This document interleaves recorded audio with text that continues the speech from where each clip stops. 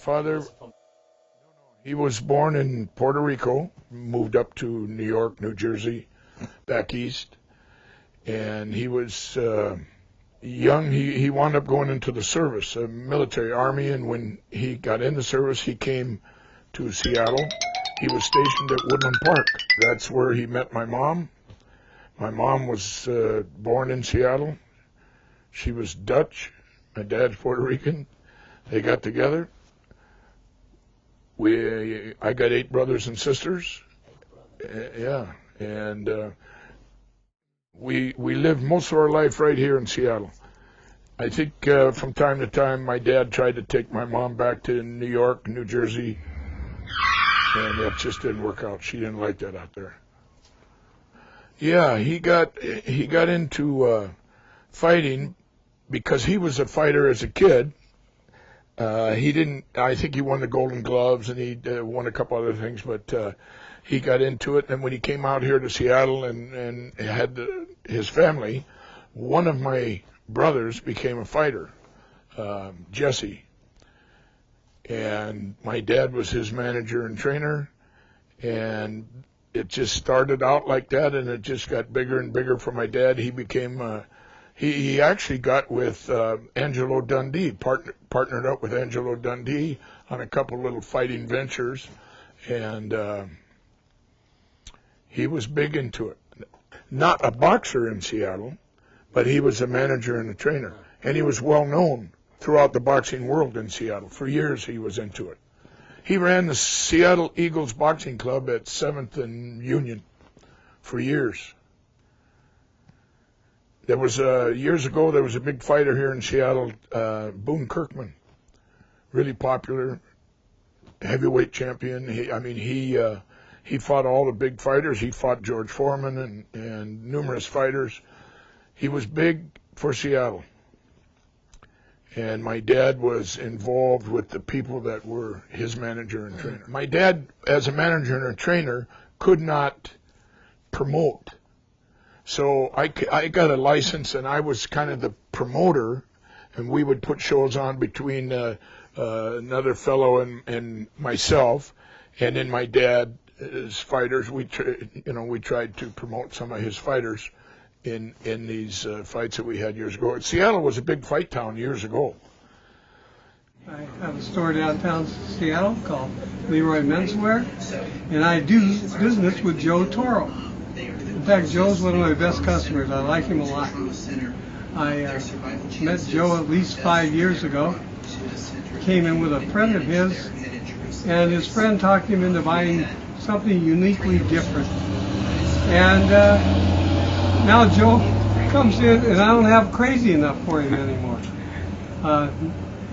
He's bought everything that I sell that's uniquely different, and he's gotten to the point now where he actually takes it and embellishes it on top. He puts unique on top of unique. Joe's a really nice guy. He's been a great customer, and he's always looking for different. And it's getting harder and harder to find something that Joe likes.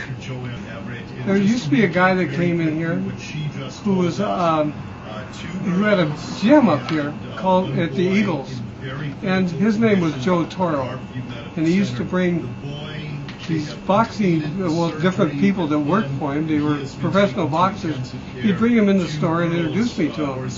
And anyway, he was a really nice, laid-back gentleman. And years later, Joe came in with his friend, by the way, and he introduced himself as Joe Toro. And I said, I know a Joe Toro, and found out that that was actually his father, who used to come in here years previous. Really nice guy. Joe came in here with a guy named Kim Ferrison. He's the bodybuilding shows. He's an announcer for those. And so he's really into the unique, crazier stuff I sell. And he's the one that kind of kicked Joe into buying some of the stuff. And now he's got more stuff than Kim does. He's been a great customer, and I really do consider him a friend. Thank you. My brother was called the Emerald City Raging Bull, and he was well liked around here. He was a good fighter, And so that kind of put our whole family involved in it. I tried to box years ago, but it didn't work out. I had some bad habits. I would close my eyes when I threw a punch, and I'd close my eyes when someone threw one at me. So I was like Ray Charles in the ring, and that didn't work out so good. So that was really bad. So I didn't like to fight too much. Unless I was on the street sometime, I have to do that once in a while. I got involved with the fight game, but it was not my priority. My priority, I guess you could say, was on the waterfront. I became a longshoreman back in 1969 is when I really got into it, but in 1961 I was a casual. I worked as a casual on the waterfront. Then I went into the service, and I was in Vietnam a couple times and did my 6 years in the service, and when I came back, I was able to get into longshore kind of on a full-time basis, and that's where I wound up for 50 years. Well, if you look down there now, you see all them big cranes, the big container ships that come in. When I first started down there, you didn't have them. You didn't have any of them cranes. You had some funny-looking things. They looked like dinosaurs on the docks that that were what represented the cranes in them days. They had very, very few containers when I first came down there, and the changes were just throughout the years, big time. Because what used to be done with your hands and your back now is done with machinery. Big difference. These ships come in and load many, many times more cargo in 3 days that it used to take us to load in 3 weeks. It was nothing to have a ship here for 2 or 3 weeks loading. And because everything was stowed below deck, on deck, one box, one case, one drum, one whatever at a time. And so we used to send out of Seattle, we worked at Fisher's Mill, and they would send grain, flour, bulgur, grain to India. It was all, they called it handshake from the United States, free to these countries. And them ships sometimes would come in and we'd work day and night for 2, 3 weeks to load these holds, one bag at a time. Some of them bags weighed 50 pounds, some weighed 110, and some weighed 140. And so, you name it. Years ago, all that cargo that you see in them containers used to be stacked in warehouses. There used to be a lot of warehouses on the waterfront on these finger piers. Because when a ship come in, they had to put that stuff somewhere where the weather wouldn't get to it, so they'd put it in these big warehouses, and then the truckers would come in and pick the stuff up and take it cross country or wherever it had to go. Or vice versa, they would bring stuff in and we would put it on a ship. So it's pretty interesting, especially the big change. Now they only have, like, I'd say you had American President Line, Pier 5, you got Terminal 18, SSA, and you got Terminal 46, that's Hanjin down by the stadium, and then you got Terminal 30 with a big China shipping line there. And that's all that's in Seattle now, whereas before you had numerous little facilities and lots of little companies where now they've all kind of merged and become big companies and big ships, and everything's big nowadays. But yeah, we got a lot of cruise ships where we didn't have them years ago. I was actually involved with helping get them here years ago. We only had 8 or 9 sailings of cruise ships a year. Now we're in the 200-300 every year, and that creates nothing but big money for the city of Seattle and the surrounding area. You name it: hotels, taxis, public market, Nordstrom's, gas stations, entertainment. I mean, it's a multi-million-dollar industry for the Port of Seattle, big time. Airlines, you name it. I have a little thing I got going down on the docks. I still stay amongst the working men down there, and I like to be involved with whatever's happening on the waterfront that I can. That was a big part of my life for 50 years. It was good to me, and yeah, I still enjoy being around it. Big changes, a lot of changes. For the better, I guess. Knew a lady that told me at one time that she had went to this Teatro Zinzani and really enjoyed herself, and that I ought to go because it would be right up my alley. I happen to really enjoy good entertainment, and when I went by the place, it was like a big white tent on the outside. It was up on Mercer, and it looked like something. I thought, what the hell is that?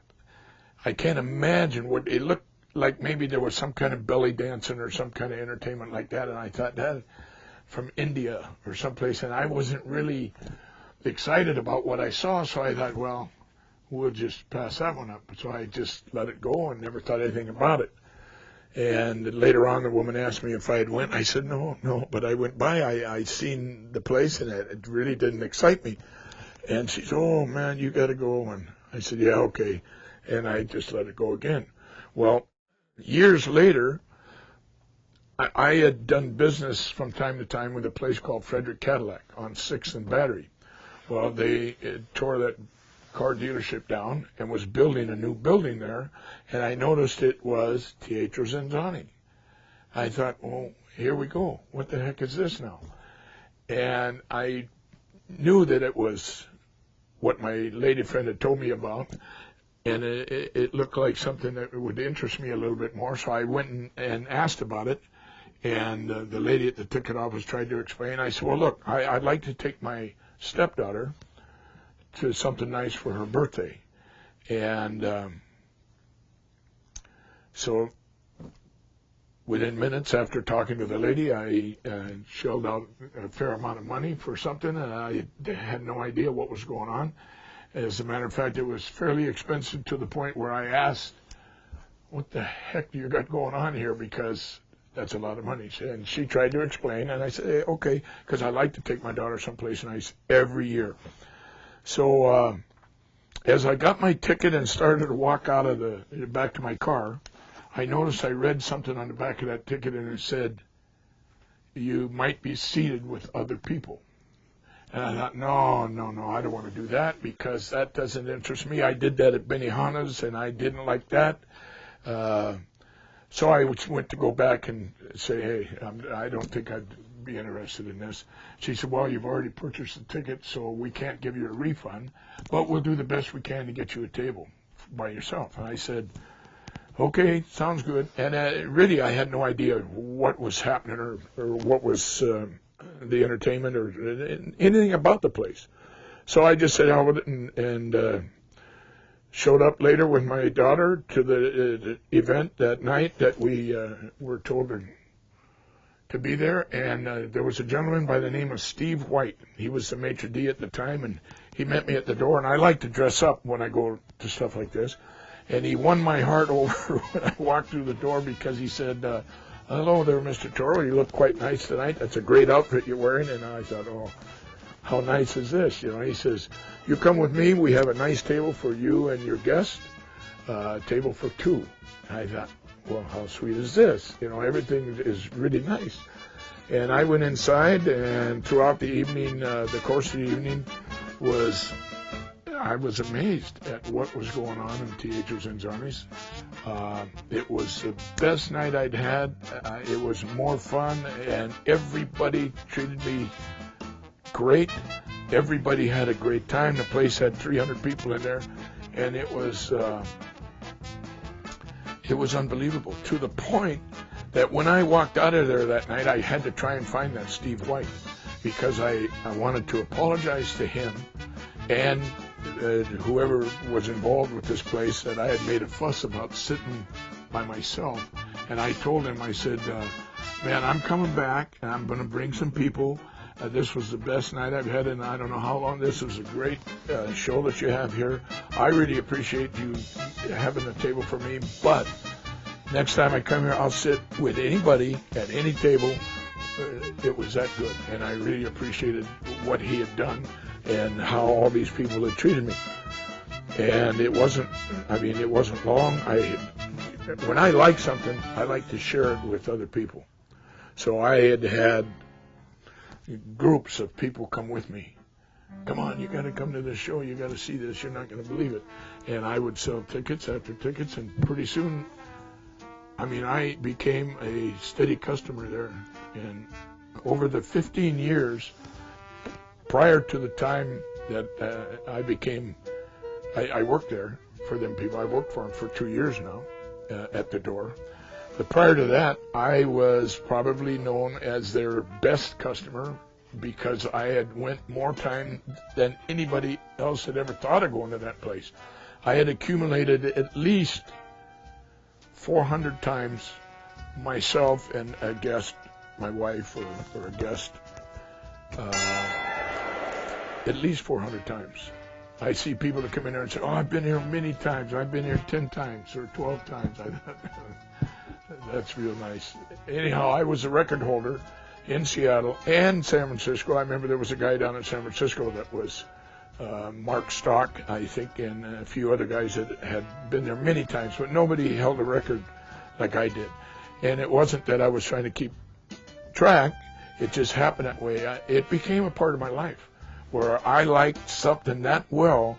If I'm going to spend money, I worked on the docks. I worked a lot, and I made decent money. And when I wanted to go out or do something, I want to do something that I enjoy, and that's what I did. I enjoyed Teatro Zanzani. It became a part of me after all these years, and you can't beat it. The entertainers, the working staff, the people that work there, the people that put it together, right on down from the bar, the cooks, the backstage people, everybody. It's like a family. I became part of that family. Well, Joe's improved my style sense because Joe always wears basically zoot suits in really flashy colors, and he's always wearing 3 diamonds every time I see him. And it makes me feel kind of shabby. So as a result of it, I went to Seagulls in San Francisco and I bought a zoot suit, and I'm proud of it, but I'm still working on the 3 diamonds. How did I meet Joe? Well, Joe used to buy all these tickets to come to the show and invite his friends to come. And these weren't just a couple of times. These were tens of times he was coming, to the point where I said, we've got to make a special table for him. So I went up and I bought some letters up at Nancy's Sewing Basket store, and we made a covering for his chair that has a big JT and very classic swooping lettering, so it looks classy. And then somebody else made a sign saying The Godfather, and we put it on his table, and it's been there ever since. Joe's doesn't come to Zanzani. He's like in Zanzani permanently. And now he's our greeter at the door, greets everybody coming in. It's important that you get welcome into any place you come to, and I can't think of a better guy to welcome folks into Zanzani than Joe Toro.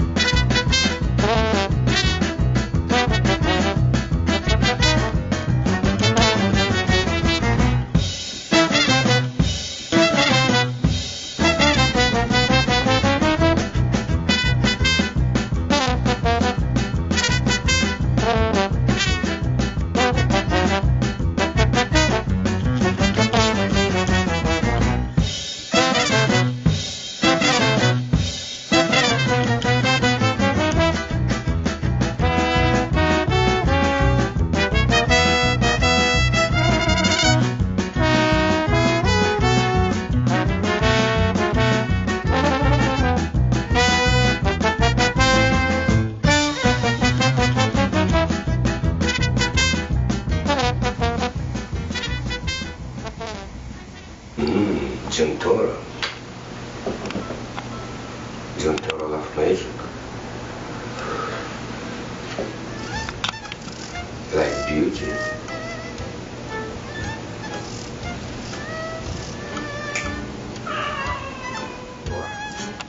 Ты не ехал сюда. Не понял.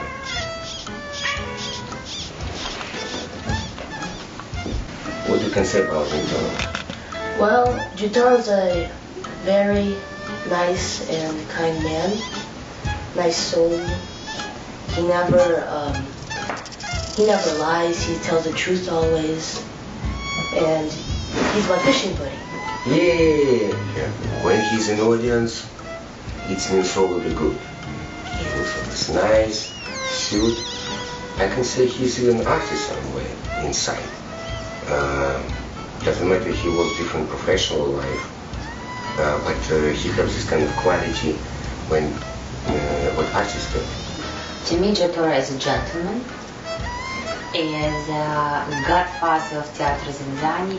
He is a part of Teatro Zenzani, where what we would do without him, and what he would do without Teatro Zenzani.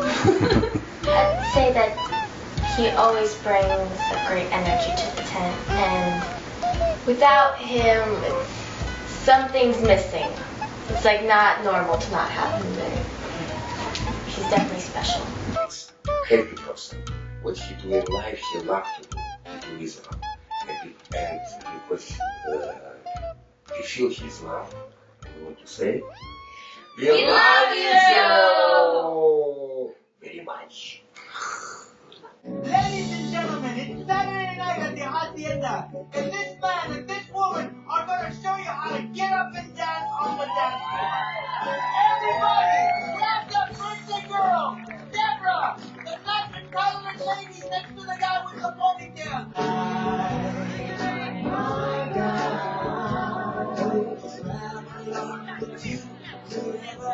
Let me breathe, my God.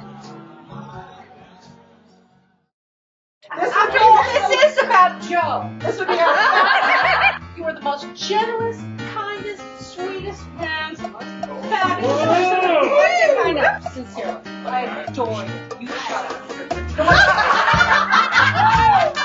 I think it probably comes to your mind too. Somewhere there's a carnival with no workers. The only man I've ever met whose generosity of heart is as big as his image. So. Cammy, my brother and I, this young bartender comes over and he goes, "Hey, what do you boys want to drink?" We're like, "We'll take some beers." The guy goes, "You guys have an idea?" And Joe's intimidating voice says, "That's not necessary." Who the hell is this guy going up and down this ladder? Is he a foreman? So I talked to one of the guys that known him. I said, "Hey, who's this guy going up and down the ladders?" "That's Joe Toro. He's making a phone call." I said, "How many phone calls did this guy make? I said, "Yeah." I says, "How many times this guy to climb up and down this ladder?" And I got to know him, and now he calls me every day.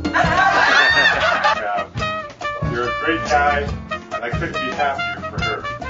Oh, sweet. Never ever thought I was ever going to get married in my entire life until this man right here. I love you. I adore you. You make me absolutely insane.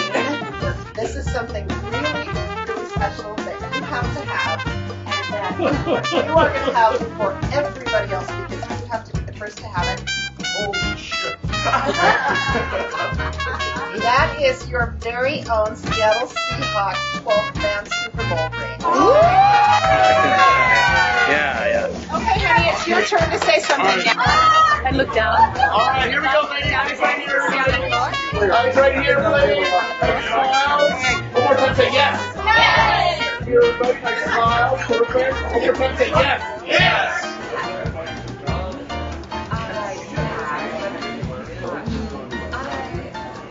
Hey, Charlie, you know, every day I think about something. No matter what, no matter how bad things get, it could be worse. Think about it. You know what I mean? You know, another thing, Charlie, one thing you can never buy is time. No matter what, you can't buy time. So take advantage of what you got, boss.